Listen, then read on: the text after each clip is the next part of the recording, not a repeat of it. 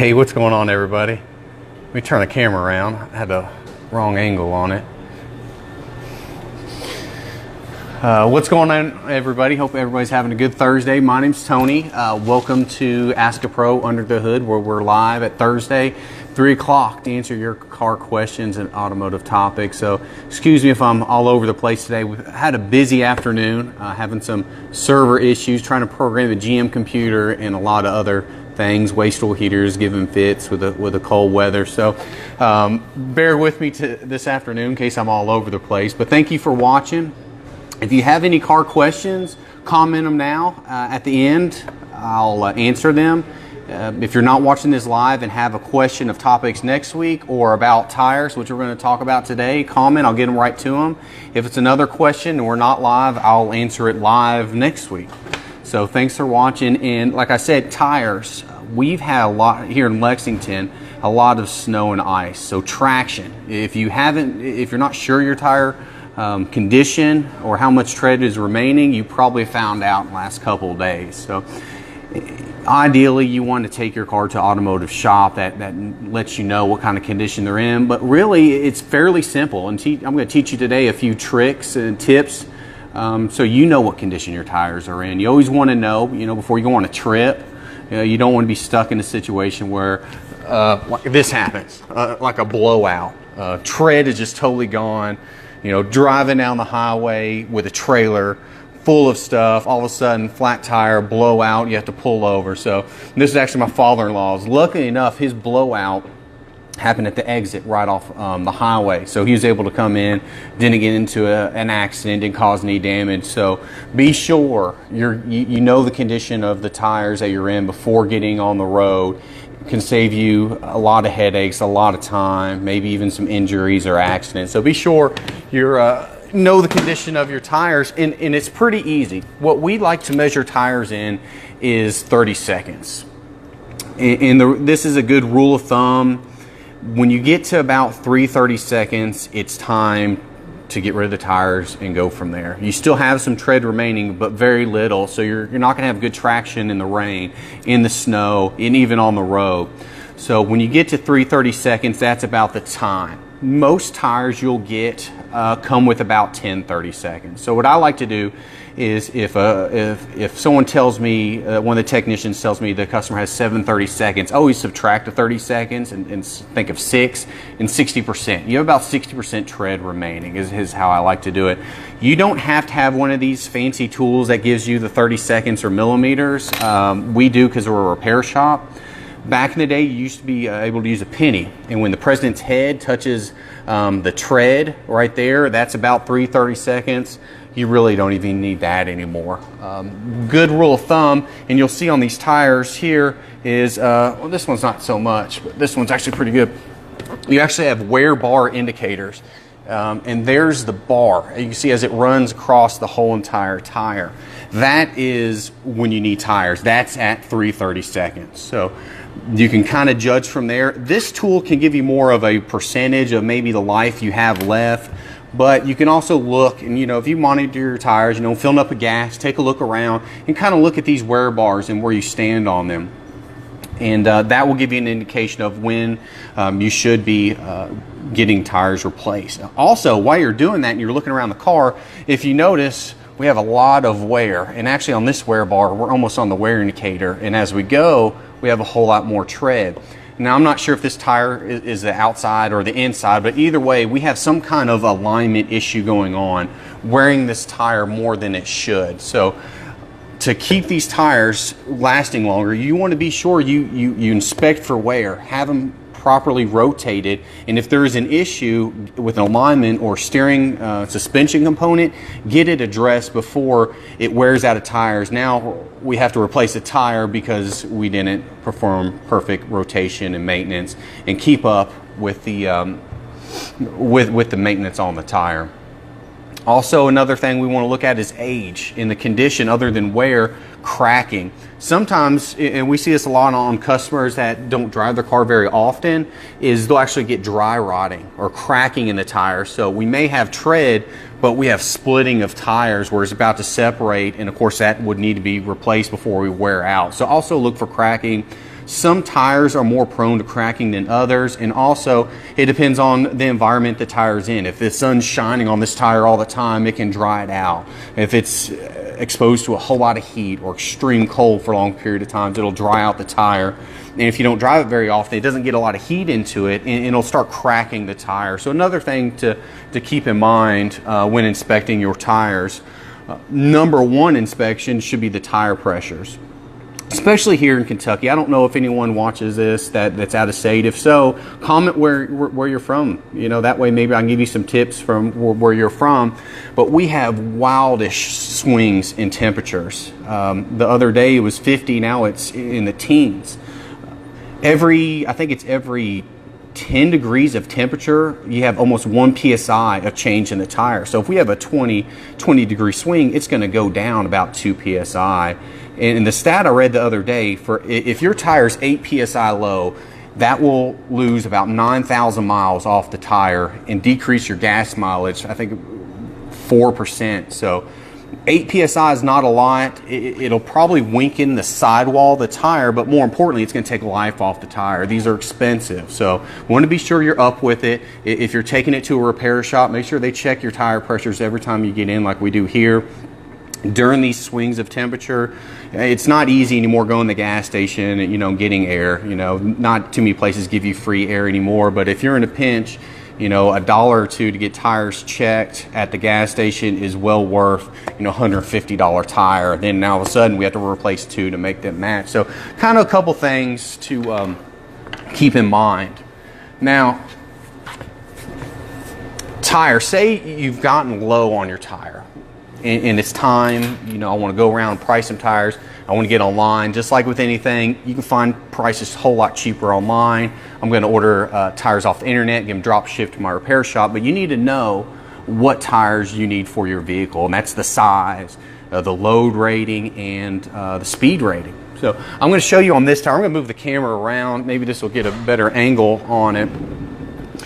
And it's very hard normally to see the tire size compared to these. So for example, I used this tire and I've painted a couple of information. Number one is the tire size. So our tire size on this one is 205/60 R16 with a weight and speed rating of 92H. And what that means is our first number is 205.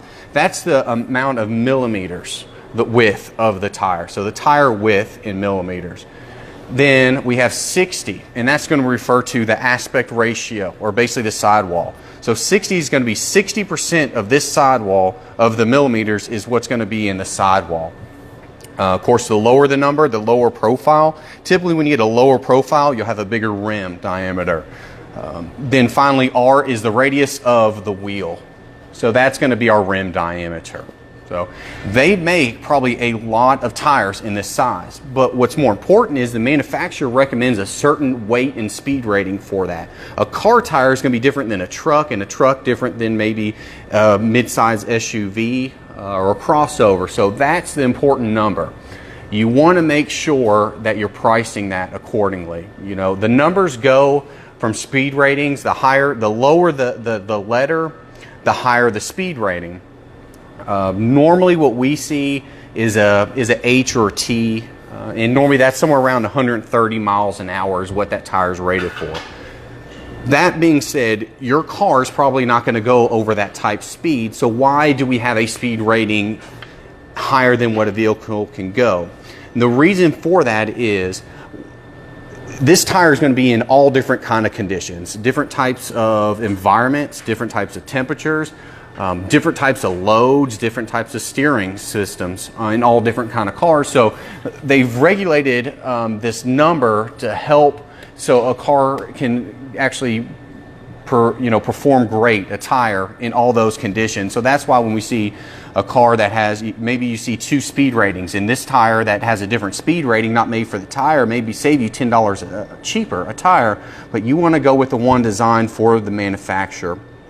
Here in a little bit, I'll show you how you can find that on your car. Very easy to do, because you don't want to just go with whatever is on the car, because at some point someone may have put the wrong weight or speed rating on the tire.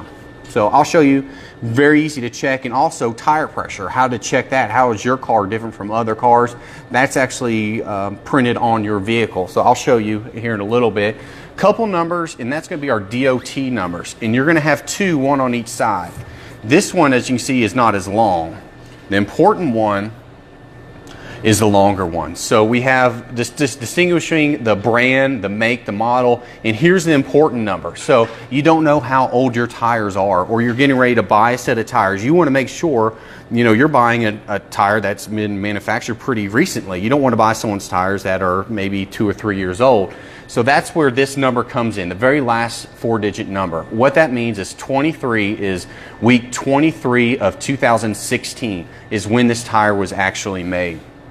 So if your tires are dry rotting, a lot of times we use this when we see some tires and maybe it needs 3 tires.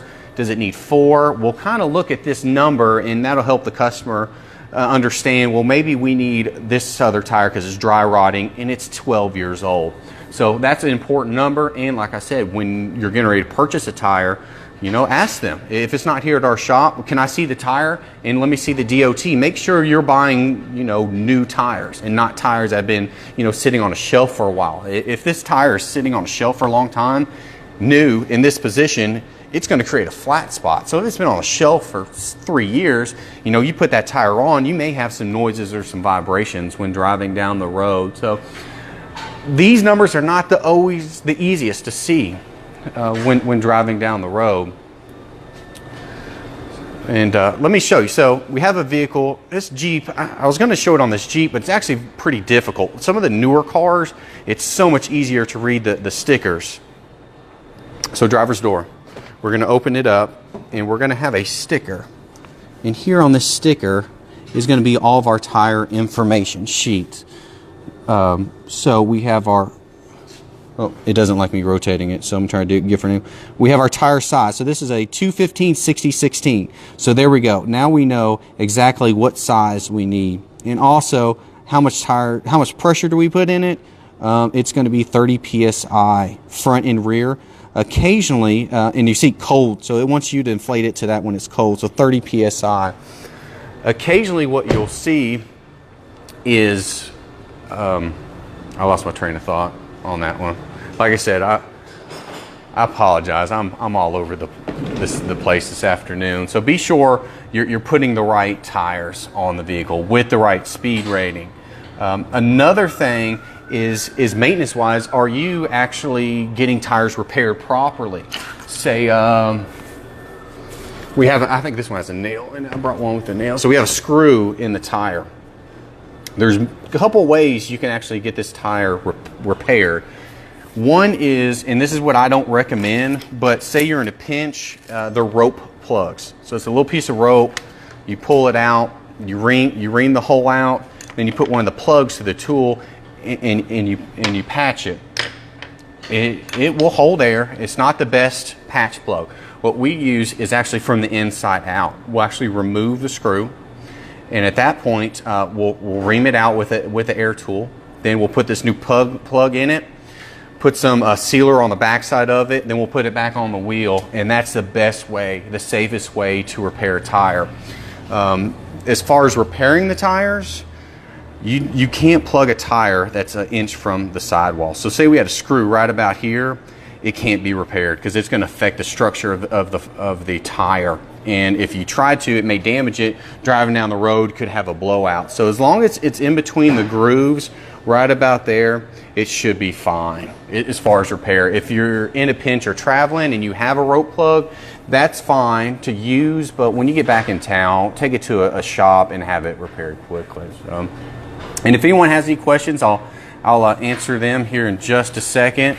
If you know someone that's having tire problems or needs tires, comment their name and call them out. Maybe this will get them into gear to fixing it before the weather gets, hopefully not, but it may get even worse. So we'll keep that in mind. So how can, and before we go over everything, maintenance. How can we make our tires last longer?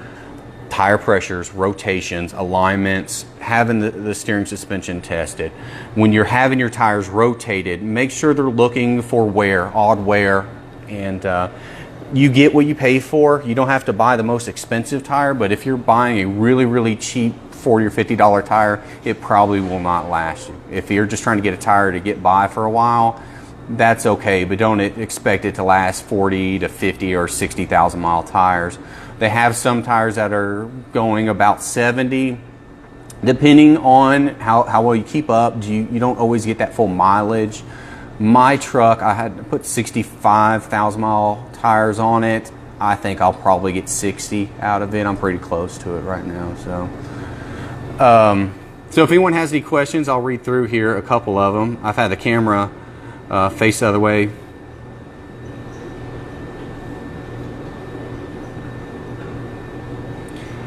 So on your Chrysler 200, I would say, rule of thumb, if you look in your door jamb, like I said before, 32 is what I always set. All cars, I pretty much set 32. In all trucks, SUVs, 1500s, about 35.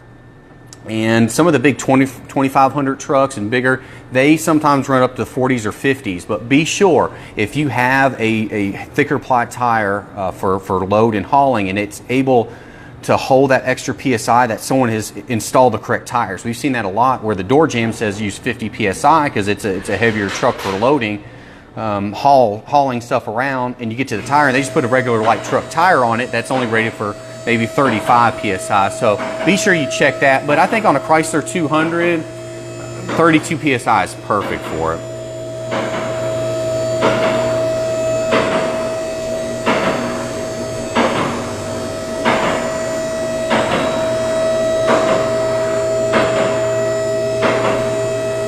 So, is it more difficult for some auto repairs to be done correctly when it's cold? Not really, but I say in extreme temperatures, either extreme hot, extreme cold, you're demanding a whole lot more out of your vehicle, so you're going to have a whole lot more failures.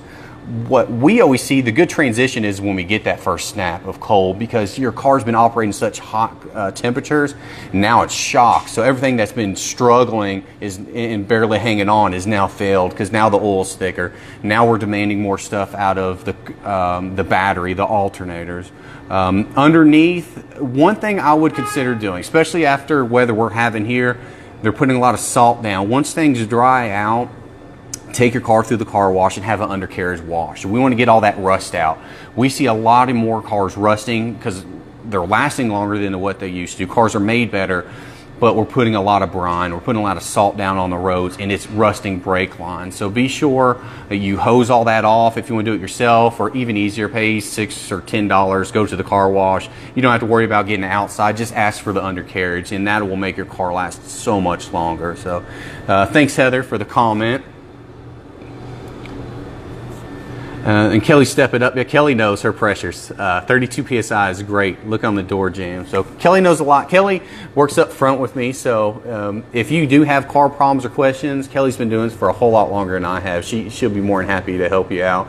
We a lot of times, me and Kelly will have car discussions like this about tires, not only to keep up with our industry, but we have these questions asked to us, and we be sure we can answer them correctly. You know, whether it's oil, fluids, and tires. You know, we have to be sure, you know, we're giving the best advice we can to our customers.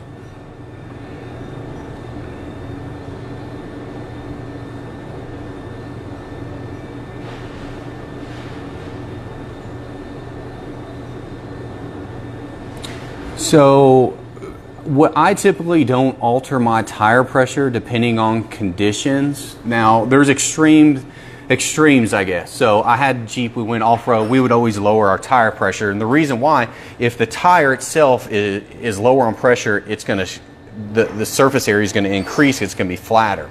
So you'll have more traction. The problem with that is now all of a sudden we have more traction, but we're putting a whole lot of strain on the sidewall, and we're building up a whole lot of heat, and that's going to weaken the sidewall. So say you're just driving 10 miles to work, we're building a ton of heat in the sidewall, and it's actually going to fail the strength of the sidewall. So I would not lower.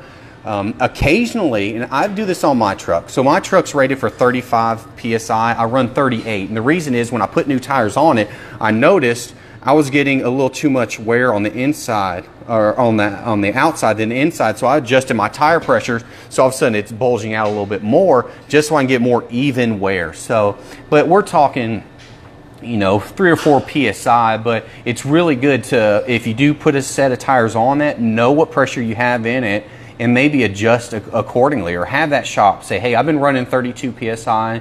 Does it look like it's wearing pretty good, or do I need to increase or maybe decrease those pressures by a couple psi? You know, mine's 38. We have 3 or 4 customers that are exactly, I want this exact psi, and that's great because they know what's going on with their car. We know also, and that's how we build a great relationship, and we get to know their vehicle. No one gives information without money. Well, that's a good thing we like about this format here. You know, you don't have to call around to a bunch of shops and talk to some people. We're face to face, so if you have really good questions, we're in a shop. I can show you some examples. We kind of like this. Any way we can help. You know, ideally, you know, we're always here to make money, but it is always great to help people out in need. And you know, that's a good thing about the service industry. You know, of course, at the end of the day, we have to make money, but we do enjoy helping people out. So, everybody, I need to get back to work. Like I said, we're trying to program this car. Sorry if I was all over the place. My mind's in about 4 different places today. So please, if you like it, comment, like, share, call someone out if they're having tire problem. Comment them down below, tag them. And if you have comments for next week, let me know. If you have comments and you're not watching this live, still comment, and I'll get back to you as soon as we can. So thanks for watching, everybody, and drive safe. Bye.